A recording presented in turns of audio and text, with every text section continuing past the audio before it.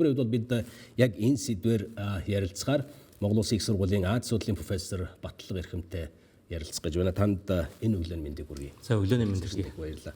Тэгэхээр Японы ерөнхий сайд Санаа Такахичигийн мэдгэл бол яг Хятадын улаан шугамыг давлаа гэж байгаа. Тэгэхээр ер нь Бээжингийн одоо тодорхойлсноо. Тэгэхээр таны бодлоор яг Бээжин юунаас хамгийн их боломжилж байгаа юм бэ?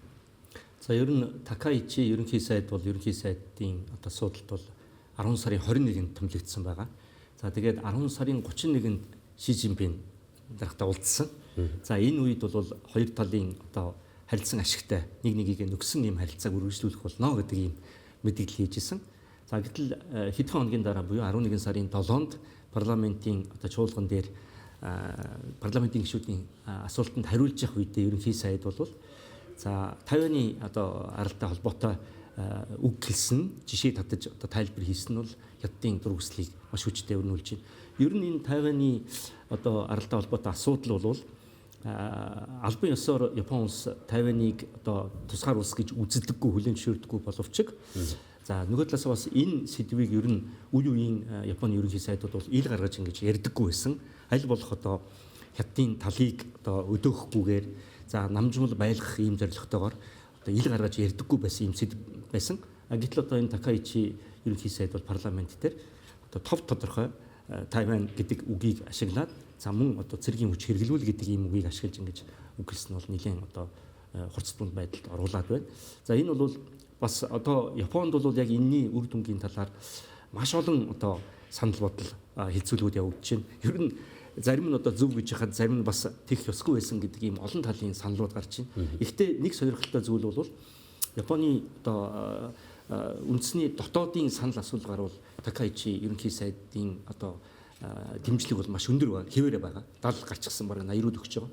Тэгэхээр ийм одоо үндэсний эрх ашигт одоо юу гэдгийг сөрөг нөлөө үзүүлэхээр ийм асуудлыг яриад ахад дотоодын одоо санал асуулгын үр дүн өндөр хэвээр байна гэдэг бол энэ магадгүй Хятадын талаас бас нэлээд анхаарал хандуулах юм одоо зүйл болж байгаа хаа гэж ингэж бодож байгаа. Ер нь энэ сэдвийг ярьдаггүй байсан. За түүнээс гадна энэ 10 сарын 31-нд бас Ши Жинпинтэй ерөнхий сайд Такахичи уулзахдаа бол бас одоо Өмнөд Монголын Хятадын бүрэлдэхүүн дээр монголчуудын асуудал эсвэл Шинжаан угрын асуудлыг бас дурдсан гэдэг ийм мэдээлэл явж байгаа. Тэгэхээр энэ одоо зүйл дээр бас нэлээд дургуутсал төрж байсан болов уу гэсэн юм одоо бодол төрж байна л да. Таны бодлоор одоо улс төрийн тийм өндөр түвшинд бол санаандгүй мэдгэл гэж юу н бараг байдаггүй шүү дээ. Тэгэхээр Санаа Такахичигийн хувьд бол нэг талаасаа одоо санаандгүй мэдгэл гаргуу гэдэг хөлбөрөөж байгаа. Нөгөө талаасаа яг дотоодын хувьд одоо үндсэн хуульдаа өөрчлөлт оруулахаас ахуулаад Батлан хамгааллынхаа зардлыг өсгөхөөс ахуулаад гадна талдаа ямар нэгэн байдлаар сорилт юм уу хүндрэл гаргаж ээж дотоодынхаа асуудлыг шийднэ гэсэн юм улс төрийн алхам байж болох уу? Ер нь бас тэр талаас нь харж болно л да. Өөрөөр хэлбэл энэ Япон улс бүгд хамт Хятад улс ч гэсэн аль аль нь улс төрийн хувьд ийм гомь ийм одоо мэдээлэл хийх гэдэг юм үг алдах ийм одоо зай завсар байхгүй гэж би бодож явдаг. Гэтэл магадгүй зарим судлаачдын хэлж байгаагаар бол Такахичи ерөнхий сайд маань одоо тэр тухайн хүний онцлогоосоо болоод ил тод өөрийнхөө санааг илэрхийлдэг гэдэг ийм зүйл нь бас их олонний анхаарал татж байгаа. Тэгэхээр тэр одоо зангаараа бас илүү одоо тодорхой хариулт шаардсан учраас илүү ойлгомжтой байхын тулд хэтэрхий одоо өөрийнхөө үзэл бодолд баригдаад ингээд хэлчихүү гэдэг ийм зүйлийг хэлж байгаа одоо дүн шилгээ хийж байгаа хүмүүс байгаад байгаа. За нөгөө талд нь бас одоо Хятадын удирдагч Ши Жинпиний хувьд ч гэсэн яагаад энэ өнөөдрийн хүртэлх хугацаанд бас олон янзын харилцааны ийм нөхцлүүд үүсчихсэн боловч яагаад энэ удаад ийм их одоо хүчтэй эсрэг үзэж байна вэ гэдэг зүйлийг бас магадгүй одоо энэ хоёр улсын хоорондох харилцаа зүүн хойд Азийн энэ одоо орчин дэх өөрчлөлтүүд магадгүй цаанаа бас Хятад Америкийн харилцаа нь бас шийдэгдээгүй асуудал байгаа. Эсвэл бүр нөгөө талаас нь Ши Жинпиний хувь хүний бас улс төрийн энэ одоо онцлогтой холбож бас тайлбарж байгаа юм байна л да. Үнэхээр бас одоо аль аль талаас нь харахгүй болохгүй юм байдалд байна. Одоогийн байдлаар одоо харж байхад бол аль аль нэгэндээ буулт хийхгүй. За мэдээж бүгд Хятад улс бол өөрийн гэсэн байр суурийг хүчтэй илэрхийлсээр ирсэн. Энэ дээр бол ялангуяа одоо Тайваны асуудал бол Хятадын амин чухал асуудал гэж тов тодорхой Хятад улс хэлдэг учраас энэ асуудлыг хүндэж байгаа учраас үнэхээр одоо Хятад бол нэлээд дургуутж байна. Нөгөө талаасаа бас Японы хувьд 2012 онд жишээлбэл Окинава арал дээрээс нь Сенгаку арлыг одоо Тайванд хамгийн ойрхон байдаг арал шүү дээ. Энийг одоо эзэмшил нутагт байхаас гадна Япон улсын болгож ингэж одоо хуульчилсан байдаг. Тэгэхээр энэ 2012 онд хуульчилсан асуудал бол одоо бас л Хятадын талд бол нэлээд дургуутслыг хүргэсэн.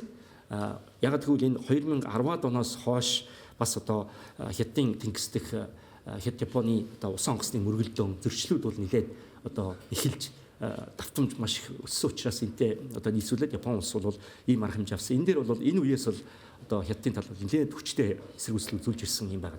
Олон талаас нь харах хэрэгтэй байна.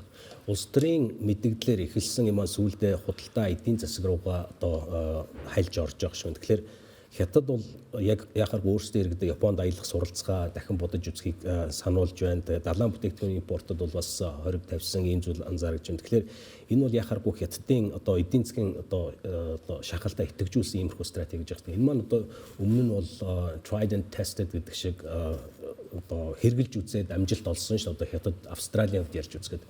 Тэгэхээр яг энэ хүүс яг Хятадын хувьд бол яг энэ шахалтын одоо загвар Японтой одоогийн харилцааны хурцлан бол яг адилхан байдлаар давтагдж байна гэж харж болох уу? Тий, бас яг тэгж харж болно. Та бас тэхгүй ч байж болно. Энэ одоо байдлыг бас бид нар сайн ажиглах хэрэгтэй. Өөрөөр хэлбэл Хятад бол маш их эдийн засгийн одоо хөзөртэй. Тэгэхээр тэр хөзөрөө бол хэдийд ч ямар их ч гаргаад одоо хэрэглэхэд ийм бэлэн байдалтай байж байна л да. Нөгөө тал дээр бол Япон бол ийм хөзөр их багтай. Нөгөө талаас бас аль аль нь эдийн засгийн хувьд нэгнээс маш их хамааралтай.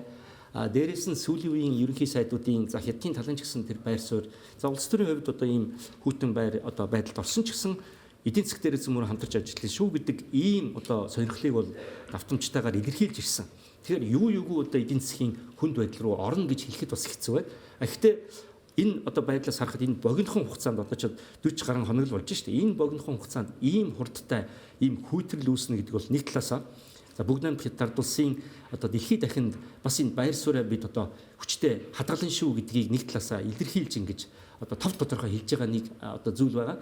Нөгөө талаас яа харахгүй зүүн хойд Азийн энэ тавцан дээр одоо Хятад Японы одоо байр суурь аль нь ямар байдалтай байх вэ гэдгийг тодруулах юм одоо сорилтууд бол өмнө байж гин гэсэн үг л дээ. Тэр утгаараа аваад үзвэл одоо нэг талаасаа нэгийг их нөхөж байгаа юм эдийн засгийн одоо харилцаатай боловч нөгөө талаасаа энэ нөхцөл байдал бүр илүү хурцдах юм бол аль нь ямар алхмууд хийх болоо гэдэг дээр маш их одоо анхаарал татж байгаа юм нөхцөл байдал байна. Яг өнөөдрийн байдлаар миний харж байгаа би эдийн засгийн яг мэргэжлийн хүн биш учраас яг одоо баттай хэлж чадахгүй ч гэсэн яг одоо учир зүггүй эдийн засгийн одоо гүнзгий асуудал руу бас орхоос нэлээд зайлсхийж боломжтой хандж байгаа шиг байна гэдэг юм зүйл харагдаж байна. Тэгэхээр хоёлаа ярилцлага үргэлжлүүлэхэд ер нь одоо Хятадын хувьд бол яг энэ жирийн иргэдийн сэтгэл зүйдээр үүсэж байгаа энэ үндсэрхэг давалгаа ер нь төрийн компанид ажиллаа юм шиг байна уу? Эсвэл үнэхээр бас нийгмийн өөрийн дотоод эрчмээр өрнөд байгаа зүйл үү?